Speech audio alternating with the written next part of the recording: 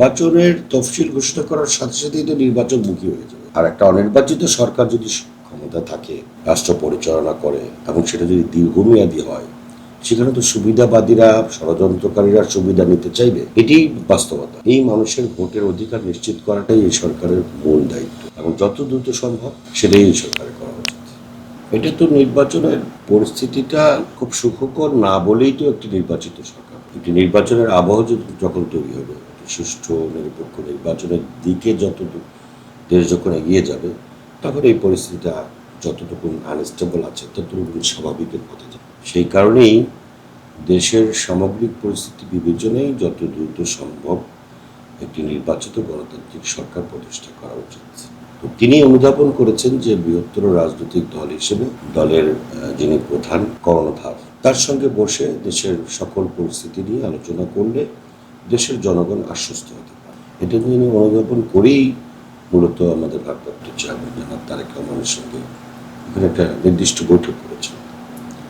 বসলে হয় কি, অনেক বিষয়গুলি স্পষ্ট হয়, অনেক বিষয় পরিষ্কার হয়। তো বসার কারণে দুই নেতাই পারস্পরিক যে সমস্ত বিষয়গুলো আছে আলোচনা করার মধ্য দিয়ে তাদের নির্বাচনের একটা ঘোষণাও ওখান থেকে একটা যৌথ ঘোষণা দিয়েছে যে নির্বাচনটা রমজানের আগে হওয়া উচিত।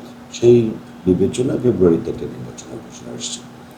আগে যেরকম তারা বলছিল জুলাইতে হবে, এপ্রিলে হবে, জুনে হবে, সেখান থেকে তো তারা পিছিয়ে এসছে। তো বাস্তবতার আলোকে বাস্তবতাটা কিছুটা হলেও প্রধান উপদেষ্টা এবং এই সরকার, এটা উপযাচক বলা ঠিক। নির্বাচনের তফসিল ঘোষণা করার সাথে সাথেই তো নির্বাচনমুখী হয়ে যাবে। আর একটা অনির্বাচিত সরকার যদি ক্ষমতা থাকে, রাষ্ট্র পরিচালনা করে এবং সেটা যদি দীর্ঘমেয়াদী হয়, সেখানে তো সুবিধাবাদীরা, ষড়যন্ত্রকারীরা সুবিধা নিতে চাইবে। এটাই বাস্তবতা। কারণ এই সরকারের সমর্থন যেরকম সাধারণ মানুষের মধ্যে আছে, ঠিক এই সরকারকে বিব্রত করা, সরকারকে ব্যর্থ করার অংশটাও অনেক বড়, সেটা ছোট না। এই সরকারের তো জনসাধারণের সমর্থন আছে, তো জনসম্পৃক্ত সম্পন্ন শক্তিশালী করে জনসাধারণ একটা জনসাধারণ একটা সমর্থনের সরকার। এবং তারা কিন্তু একটি দেশকে অস্থিতিশীল করতে গেলে সেটার কৌশল অনুযায়ী দেশকে স্থিতিশীল অবস্থায় নিয়ে আসার মতো কৌশলী লোকজনের সংখ্যা এই সরকারে খুবই কম।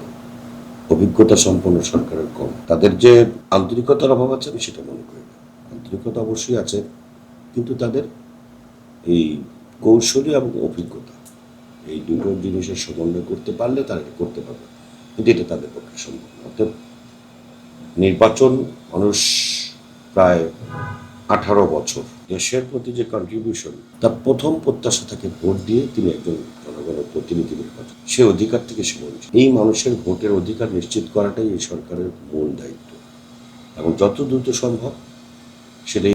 হ্যাঁ, কারণ এই সরকারের তো নির্বাচনের পরে তাদের কোনো রাজনৈতিক ইচ্ছা থাকার কথা, যার কারণে এই সরকার যখন দায়িত্ব নিয়েছে, সরকারের প্রতি সব মানুষের প্রত্যাশাটাই হচ্ছে যে একটি নির্বাচিত, সুষ্ঠু, গ্রহণযোগ্য নির্বাচন। এবং তারা তো বলেছেন যে ঐতিহাসিকভাবে গ্রহণযোগ্য এবং বাংলাদেশে এরকম কোনো নির্বাচন হয়নি, সেরকম নির্বাচন করতে চান।